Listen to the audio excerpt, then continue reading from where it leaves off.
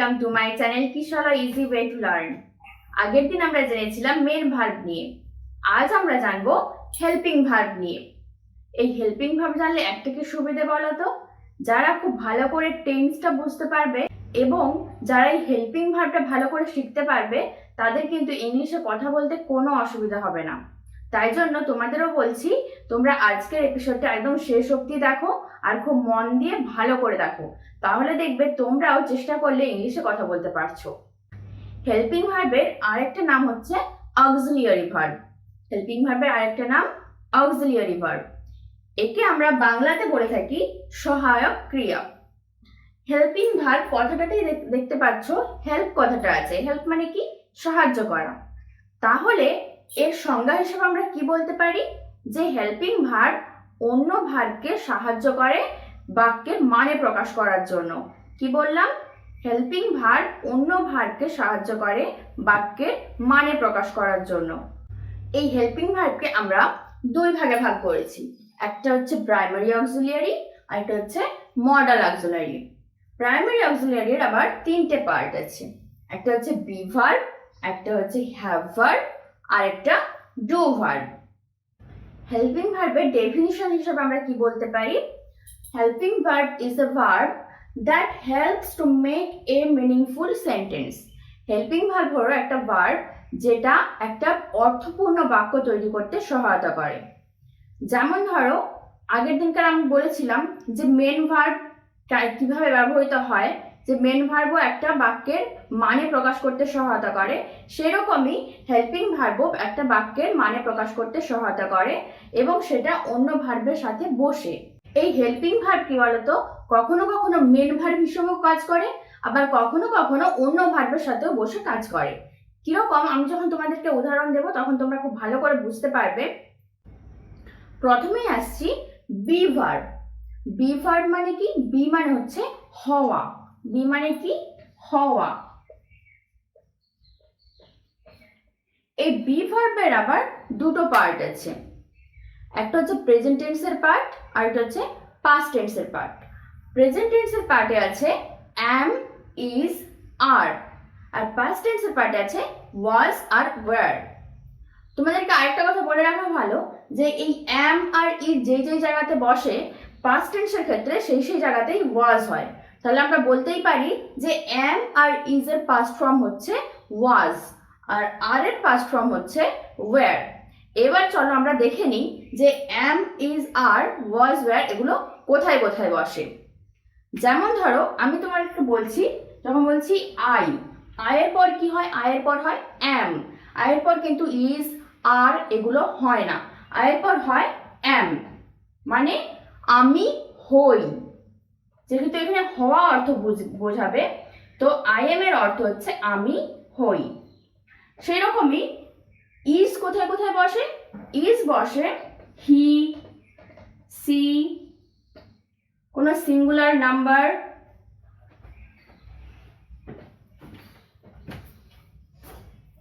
Singular number মানে যে কোনো একটা সংখ্যা বোঝাবে, যে কোনো জিনিস একটা থাকবে, কোনো ব্যক্তি একাই থাকবে, তখন সেটাকে বলা হয় সিঙ্গুলার নাম্বার। সিঙ্গুলার নাম্বারের ক্ষেত্রে হবে যে কোনো একটা নাম থাকলে, যে কোনো একটি নাম, ইট, এই সমস্ত ক্ষেত্রে হবে ইজ। ইজ মানে কি? হয়। যেমন ধর, আমি যদি বলি হি ইজ, তাহলে সে হয়। সি ইজ, সে হয়।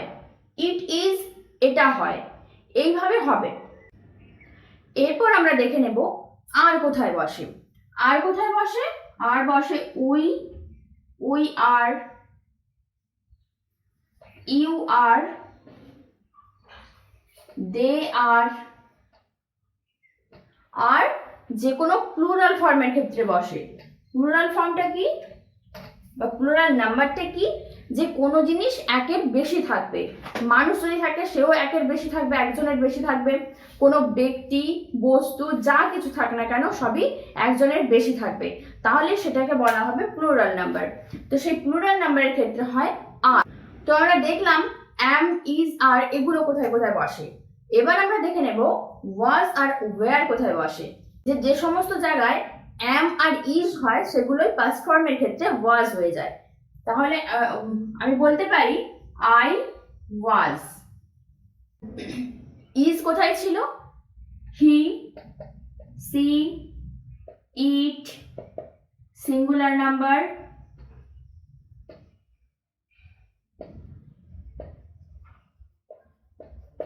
এইসব ক্ষেত্রেও হবে ওয়াজ। যেসব জায়গাতে প্রেজেন্ট টেন্সের ক্ষেত্রে ইজ হতো সেই জায়গাগুলোতে পাস্ট ফর্মের ক্ষেত্রে ওয়াজ হয়ে যাবে। এইবার আমরা দেখব ওয়্যার কোথায় বসে। যে জায়গাগুলোতে আর বসতো সেই জায়গাগুলোতেই পাস্ট ফর্মের ক্ষেত্রে ওয়্যার হবে। যেমন ধরো দেখাচ্ছি, we were, you were, they were, এবং যে কোনো প্লুরাল ফর্মের ক্ষেত্রে হবে ওয়্যার পাস্ট ফর্মের ক্ষেত্রে। এই সমস্ত জায়গাতে হবে ওয়্যার। প্রথমে আমরা জানবো বি ভার্ব সম্পর্কে। বি মানে কি? বি মানে হচ্ছে হওয়া। এই বি ভার্বের আবার কয়েকটা ভাগ রয়েছে।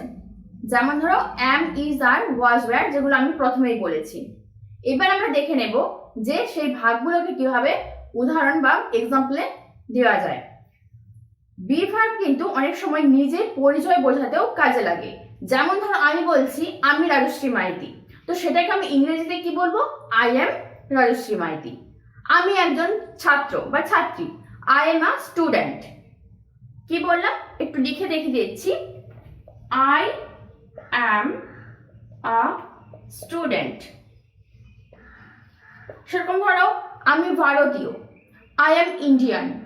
এইরকম নিজের অনেক সময় পরিচয় বোঝাতে এই অ্যাম ব্যবহার করা হয়। এইখানে দেখো আই অ্যাম আ স্টুডেন্ট, এই সেন্টেন্সে তোমরা একটা জিনিস লক্ষ্য করলে বুঝতে পারবে এই সেন্টেন্সে কিন্তু আর অন্য কোনো ভার্ব নেই। এই সেন্টেন্সে অ্যামটাই একটা মেন ভার্ব হিসেবে কাজ করছে। এখানে অন্য কোনো ভার্ব না থাকায় এরই কিন্তু মেন ভার্ব হিসেবেই কাজ করছে। তোমাদেরকে মনে রাখতে হবে এই বি ভার্ব কিন্তু অনেক সময় মেন ভার্ব হিসেবেও কাজ করে এবং অনেক সময় হেল্পিং ভার্ব হিসেবেও কাজ করে। তোমাদেরকে আরেকটা উদাহরণ দিয়ে দেখিয়ে দিচ্ছি যে অ্যাম কিভাবে হেল্পিং ভার্ব হিসেবে কাজ করে। আমি প্রথমেই বলেছিলাম যে আয়ের ক্ষেত্রে একমাত্র অ্যাম হয়, আর কিন্তু কোনো জায়গায় অ্যাম হবে না। তাহলে আমি এবার লিখব I am reading a book. I am reading a book. এইখানে দেখো মেন ভার্ব, এই সেন্টেন্সের ক্ষেত্রে মেন ভার্ব কোনটা? মেন ভার্ব হচ্ছে রিড। Main verb read. আর এই জায়গাতে অ্যামটা কিন্তু একটা হেল্পিং ভার্ব হিসেবে কাজ করছে। তাহলে এই সেন্টেন্সে মেন ভার্ব হিসেবে কি কাজ করছে? রিড। আর হেল্পিং ভার্ব হিসেবে কে কাজ করছে? অ্যাম। তাহলে এইখানে দেখতে পাচ্ছ যে এই সেন্টেন্স ক্ষেত্রে কিন্তু অ্যামটা একটা হেল্পিং ভার্ব হিসেবে কাজ করছে। এইটা তোমরা যখন টেন্স পড়বে তখন আরো খুব ভালো করে বুঝতে পারবে যে কোন জায়গাতে বি ভার্ব বসাতে হবে, কোন জায়গাতে এভাবে ভার্বের সাথে আইএনজি যোগ হবে। এইগুলো টেন্সের ক্ষেত্রে তোমরা খুব ভালো করে বুঝতে পারবে। এখন জাস্ট একটু দেখে নাও যে কোথায় কোথায় অ্যামটা মেন ভার্ব হিসেবে কাজ করে এবং কোথায় কোথায় অ্যামটা হেল্পিং ভার্ব হিসেবে কাজ করে। অ্যামের পর আসবো ইজ। ইজটা কোথায় কোথায় বসে? আগেই বলেছিলাম যে হি, সি, ইট, যে কোনো সিঙ্গুলার নাম্বারের ক্ষেত্রে ইজ বসে। উদাহরণ হিসাবে আমি বলতে পারি হি ইজ আ বয়। সে একটি ছেলে। তাহলে এইখানে দেখো ইজটা কিন্তু একটা মেন ভার্ব হিসেবে কাজ করছে। ইজটা একটা মেন ভার্ব হিসেবে কাজ করছে। এটাই যখন একটা হেল্পিং ভার্ব হিসেবে কাজ করবে তখন উদাহরণগুলো কিরকম হবে? She is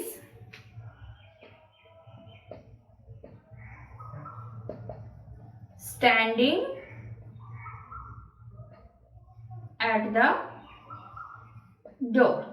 C standing at the door। এইখানে দেখো মেন ভার্ব কিন্তু স্ট্যান্ড। স্ট্যান্ডটা হচ্ছে একটা মেন ভার্ব আর ইজটা এখানে হেল্পিং ভার্ব হিসেবে কাজ করছে।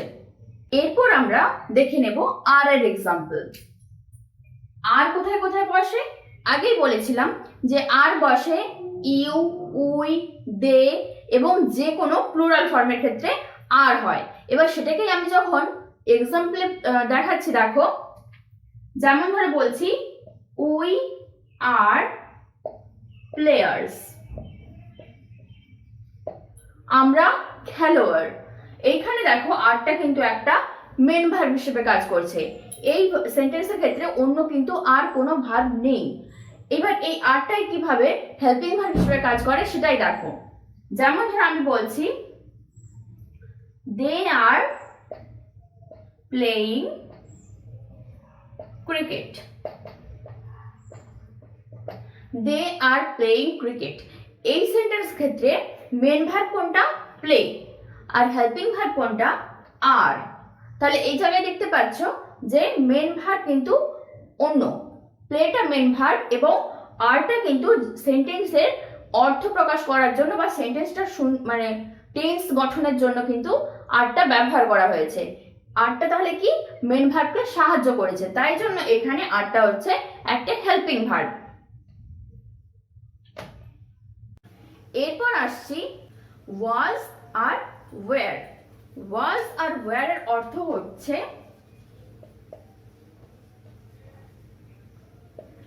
এম ইজ আর এর অর্থ যেমন ছিল হই বা হয় বা হও এরকম, কিন্তু ওয়াজ আর ওয়্যার এর অর্থ হচ্ছে আমি ছিলাম বা সে ছিল, এরকম অতীতে বোঝাবে।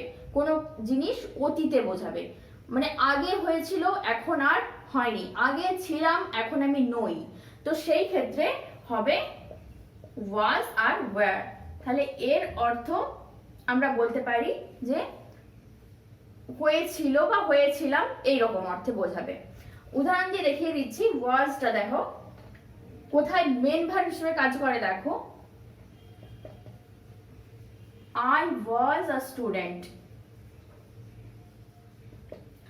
আমি একজন ছাত্র ছিলাম, আমি কিন্তু এখন ছাত্র নই, আমি আগে ছিলাম। তো এইরকম অর্থে যখন হবে তখন সেটা হবে was। এই was কিন্তু এখানে মেন ভার্ব হিসেবে কাজ করছে। আরেকটা আমি হেল্পিং ভার্ব হিসেবে কাজ করাটা দেখিয়ে দিচ্ছি। যেমন ধরো he was writing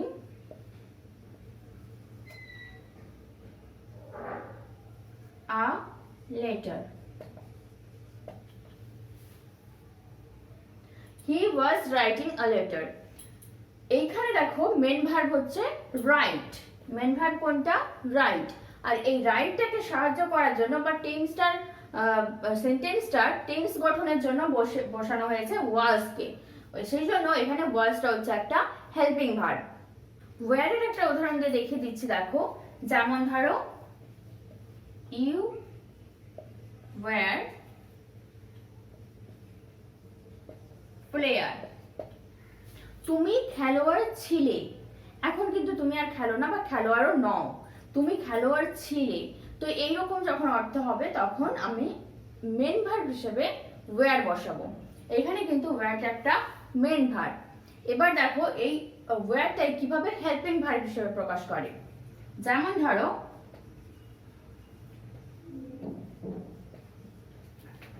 they were coming home, they were coming home।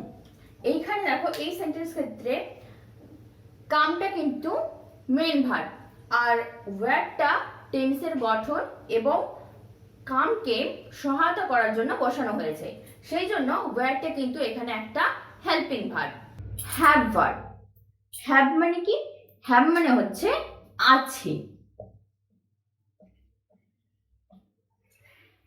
Have এর অর্থ আছে। এইবার আমরা দেখে নেব হ্যাভ ভার্বের মধ্যে কি কি আছে। হ্যাভ ভার্বের মধ্যে আছে হ্যাভ আর হ্যাজ, হ্যাভ ভার্বের মধ্যে আছে হ্যাভ আর হ্যাজ। এবার আমরা দেখব হ্যাভ কোথায় কোথায় বসে। হ্যাভ বসে আই, ওই, ইউ, দে এবং যে কোনো প্লুরাল ফর্ম। প্লুরাল ফর্মের ক্ষেত্রে হ্যাভ হয়। এবার আমরা দেখে নেব হ্যাজ কোথায় বসে। হ্যাজ বসে হি, সি, ইট এবং যে কোনো সিঙ্গুলার ফর্ম, সিঙ্গুলার নাম্বার, এইগুলোর ক্ষেত্রে বসে হ্যাজ। এই হ্যাভ ভার্বও কিন্তু অনেক সময় বাক্যে মেন ভার্ব হিসেবে কাজ করে এবং অনেক সময় বাক্যে হেল্পিং ভার্ব হিসেবে কাজ করে। দেখো উদাহরণ দিয়ে দেখিয়ে দিচ্ছি কোথায় মেন ভার্ব হিসেবে কাজ করে কিরকম, তখন বাক্যগুলো কিরকম হবে। যেমন ধরো আই হ্যাভ আ ডগ, এর অর্থ কি আমার একটি কুকুর আছে। আই হ্যাভ এ ডগ, এই সেন্টেন্সের ক্ষেত্রে দেখো এখানে কিন্তু হ্যাভ একটা মেন ভার্ব হিসেবে কাজ করছে। এই সেন্টেন্সে কিন্তু আর অন্য কোনো ভার্ব নেই। এবার এই হ্যাভটাই কিভাবে একটা হেল্পিং ভার্ব হিসেবে কাজ করে দেখো।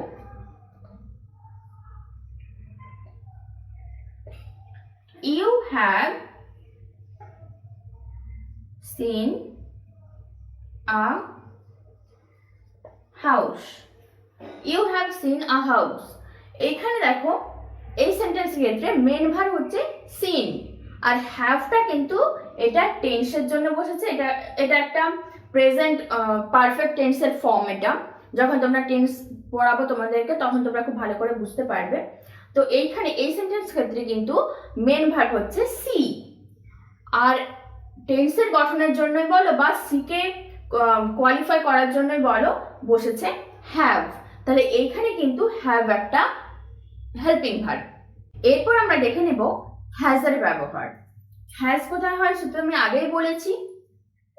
He has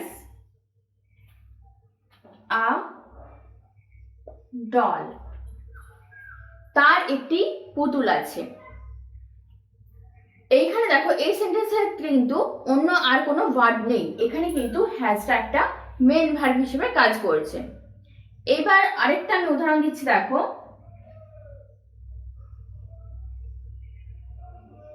The bird has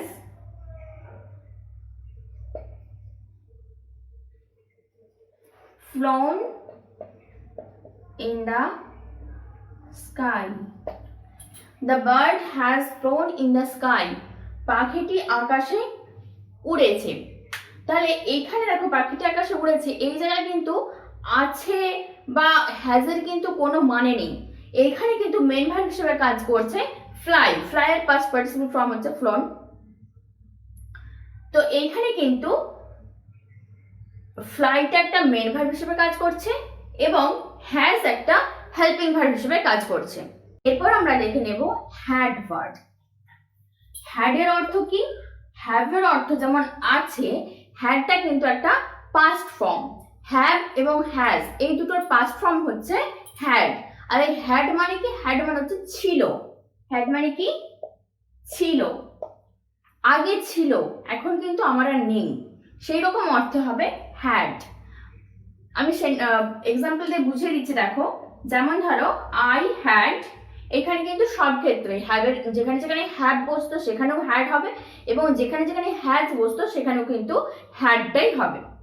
I had a bike, আমার একটি বাইক ছিল, এখন কিন্তু আর নেই, আমার একটি বাইক ছিল। তো এইরকম যখন অর্থে হবে তখন কিন্তু হ্যাড বসবে, সাবজেক্টের পরে হ্যাড হবে।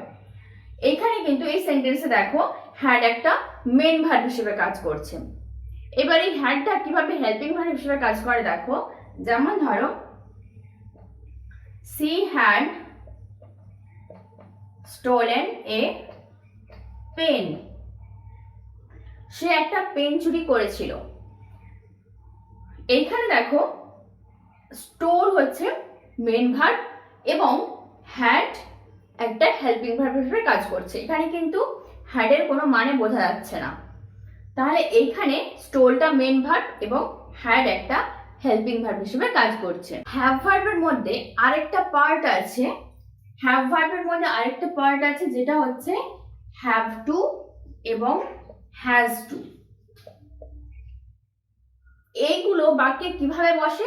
এইগুলো বাক্যে হতেই হবে বা করতেই হবে এরকম অর্থে কিন্তু এই হ্যাভ টু বা হ্যাজ টু এগুলো বসে। যখন কি অবশ্যই অর্থে বোঝাবে, যখন কোনো কিছু অবশ্যই করতে হবে, করতেই হবে এরকম অর্থে বোঝাবে, তখন হবে হ্যাভ টু এবং হ্যাজ টু। উদাহরণ দিলে তোমরা খুব ভালো করে বুঝতে পারবে। যেমন ধরো বলছি I have to do the work. I have to do the work, আমাকে এই কাজটা করতেই হবে, এইরকম যখন অর্থ হবে তখন সেখানে কিন্তু হ্যাভ টু হবে। হ্যাজ টু এর একটা উদাহরণকে দেখিয়ে দিচ্ছি, দেখো। যেমন he has to go to school, তাকে স্কুলে যেতেই হবে, এইরকম যখন অর্থে বোঝাবে তখন হ্যাভ টু বা হ্যাজ টু কথাটা হবে। এরপর আসছি ডু ভার্ব। ডু মানে কি? ডু মানে অ্যাকচুয়ালি হচ্ছে করা, কোনো কিছু করা বোঝায়, তখন সেখানে ডু ব্যবহার করা হয়। এবং এই ডু ভার্ব কিন্তু আমাদের কথা বলার ক্ষেত্রে খুব ইম্পর্টেন্ট, কারণ ডু ভার্ব ইউজ করে আমরা নেগেটিভ সেন্টেন্স করি, এবং ডু ভার্ব ইউজ করে আমরা কিন্তু কোনো কিছু কোয়েশ্চেন করি। যখন প্রেজেন্ট ফর্মের ক্ষেত্রে যখন কোনো কিছু কোয়েশ্চেন করা হয় তখন কিন্তু ডু ভার্ব ইউজ করা হয়। তো তোমাদেরকে আমি যখন উদাহরণগুলো দেবো তোমরা খুব ভালো করে বুঝতে পারবে। প্রথমে দেখো ডু ভার্ব কিভাবে মেন ভার্ব হিসেবে কাজ করে। যেমন ধরো I do the work, আমি কাজ করি, এই জায়গায় কিন্তু ডুটা একটা মেন ভার্ব হিসেবে কাজ করছে। আগে বললাম যে ডু ভার্ব কিন্তু যখন হেল্পিং ভার্ব হিসেবে কাজ করবে তখন কিন্তু এটা নেগেটিভ সেন্টেন্সের ক্ষেত্রে খুব ভালো করে বোঝা যায়। যেমন ধরো হি does not finish his lunch. He does not finish his lunch. এখানে দেখো ডু কিন্তু একটা হেল্পিং ভার্ব হিসেবে কাজ করছে এবং ফিনিশ একটা মেইন ভার্ব হিসেবে কাজ করছে। এবং এই সেন্টেন্সটা দেখো তোমরা খুব ভালো করে দেখলে বুঝতে পারবে এই সেন্টেন্সটা কিন্তু একটা নেগেটিভ সেন্টেন্স। এই সেন্টেন্সের অর্থে কিন্তু একটা না বাচক আছে, সে তার লাঞ্চ সম্পূর্ণ শেষ করে না। তাহলে এইখানে এই যে করে না, তাহলে এটা একটা না বাচক সেন্টেন্স বা নেগেটিভ সেন্টেন্স, সেই জায়গায় কিন্তু ডু ভার্ব ইউজ হয়েছে শুধুমাত্র একটা হেল্পিং ভার্ব হিসেবে। আরো একটা উদাহরণ দিয়ে দেখিয়ে দিচ্ছি, দেখো। যেমন ধরো I do not open the door. I do not open the door, এইখানে দেখো এই সেন্টেন্সের ক্ষেত্রে ওপেনটা একটা মেন ভার্ব এবং ডু এটা কিন্তু একটা হেল্পিং ভার্ব, এবং এটাও কিন্তু একটা না বাচক শব্দ। ওপরের ক্ষেত্রে ডাজ হয়েছিল কারণ হিটা হচ্ছে থার্ড পারসন সিঙ্গুলার নাম্বার, তো সেই জন্য ডুটা ডাজ হয়ে গেছে। তো এটা যখন তোমাদেরকে আমি নাম্বার পড়বো তখন খুব ভালো করে বলে দেবো যে কোথায় কি হয়। আর এখানে I do not open the door, এখানে মেন ভার্ব হচ্ছে ওপেন এবং ডুটা একটা হেল্পিং ভার্ব হিসেবে কাজ করছে। এবার দেখো এই ডুটা কিভাবে কোনো ইন্টারোগেটিভ সেন্টেন্স বা কোনো কিছু জিজ্ঞাসা করার জন্য ব্যবহার করা হয়। ডু বেসিক্যালি ডু এবং ডিড এইগুলো সবই হচ্ছে ডু ভার্ব। ডু ভার্ব হচ্ছে ডু, ডাজ, ডিড, এগুলো ডু ভার্ব। তো এই ডু বা ডাজ বা ডিড এই সবই কিন্তু কোনো প্রেজেন্ট টেন্স বা পাস্ট ইনডেফিনাইট টেন্স বা প্রেজেন্ট ইনডেফিনাইট টেন্স এইসবের কোশ্চেন বোঝাতেও কিন্তু ব্যবহার করা হয়। যেমন ধরো বলছি ডু ইউ প্লে ফুটবল, তুমি কি ফুটবল খেলো, এটা একটা প্রেজেন্ট ইনডেফিনাইট টেন্স এবং এখানে কিন্তু আমি কোনো ইন্টারোগেটিভ সেন্টেন্স বা কোনো কিছু প্রশ্নবোধক বাক্যের ক্ষেত্রে কিন্তু আমরা ডুটা ব্যবহার করছি। এখানে কিন্তু ডু এর কোনো মানে বোঝাচ্ছে না, তুমি কি ফুটবল খেলো এখানে কিন্তু করা কোনো অর্থে হচ্ছে না, কিন্তু তাও ডুটা প্রথমে বসেছে কোশ্চেন মার্ক দেওয়ার জন্য বা ইন্টারোগেটিভ সেন্টেন্স করার জন্য। তারপর আমি বলছি ডিড ইউ গো, তুমি কি গিয়েছিলে, এখানেও দেখো গিয়েছিলে কারণ এটা একটা পাস্ট ফর্ম, সেই জন্য কিন্তু এখানে ডিড বসেছে, এখানে কিন্তু ডু বসেনি। যেহেতু এটা পাস্ট ফর্ম, গোটা কিন্তু ওয়েন্ট হতে পারতো, কিন্তু গো কিন্তু ওয়েন্ট হয়নি, গো এর পাস্ট ফর্ম তো ওয়েন্ট, ওয়েন্ট কিন্তু হয়নি, সেই জায়গাতে ডু এর পাস্ট ফর্ম ডিড হয়ে গেছে। তাহলে ডিড ইউ গো, তুমি কি গিয়েছিলে। তো তো তোমরা এই বাক্যগুলো দেখলে খুব ভালো করে বুঝতে পারবে এইগুলো কিন্তু আমাদের স্পোকেন ইংলিশ বলো বা দৈনন্দিন জীবনে ব্যবহার করার ক্ষেত্রে কিন্তু খুব কাজে লাগবে। কেউ যদি এই be verb, have verb, had verb বা ডু ভার্ব এবং মডেল ভার্ব খুব ভালো করে জানো, তার কিন্তু ইংলিশে কথা বলতে কোনো সমস্যা হবে না। তো দেখো ডিড ইউ গো, তুমি কি গিয়েছিলে, এখানেও কিন্তু ডু ডু মানে করা, এর কিন্তু কোনো অর্থ বোঝাচ্ছে না। এখানেও কিন্তু শুধুমাত্র টেন্সের গঠনের জন্য ব্যবহার করা হয়েছে এবং সেখানে কিন্তু ডিডটা সামনে বসে একটা ইন্টারোগেটিভ সেন্টেন্স তৈরি হয়েছে। এরপর আছে ডু ইউ ইট ম্যাঙ্গো, তুমি কি আম খাও। তাহলে এইরকম যখন আমরা কোনো কিছু জিজ্ঞাসা করব প্রেজেন্ট ইনডেফিনাইট টেন্সের ক্ষেত্রে এবং পাস্ট ইনডেফিনাইট টেন্সের ক্ষেত্রে, পাস্টের ক্ষেত্রে প্রথমে ডিড হবে, ডু হবে না। প্রেজেন্ট ইনডেফিনাইট টেন্সের ক্ষেত্রে প্রথমে ডু হবে। তো সেই জায়গাতে কিন্তু ডু একটা হেল্পিং ভার্ব হিসেবে কাজ করবে এবং একটা ইন্টারোগেটিভ সেন্টেন্স গঠনের জন্য ব্যবহার করা হয়। তো তোমাদের যদি ভিডিওটি ভালো লেগে থাকে তাহলে আমার চ্যানেলটিকে সাবস্ক্রাইব করে নিও। আশা করি এই আজকে যা যা বললাম সেগুলো সম্পর্কে তোমাদের কোনো কনফিউশন নেই। আর যদি কনফিউশন থেকেও থাকে তো সেগুলো আমাকে কমেন্ট বক্সে জানিয়ে দিও, আমি আমার নেক্সট ভিডিওতে সেগুলো ক্লিয়ার করে দেওয়ার চেষ্টা করব। এখনো অবধি যদি তোমরা আমার চ্যানেলটিকে সাবস্ক্রাইব না করে থাকো তাহলে সাবস্ক্রাইব করে নিও এবং পাশে থাকা বেল আইকনটি প্রেস করে দিও যাতে তোমাদের কাছে ইনস্ট্যান্ট নোটিফিকেশন চলে যায়।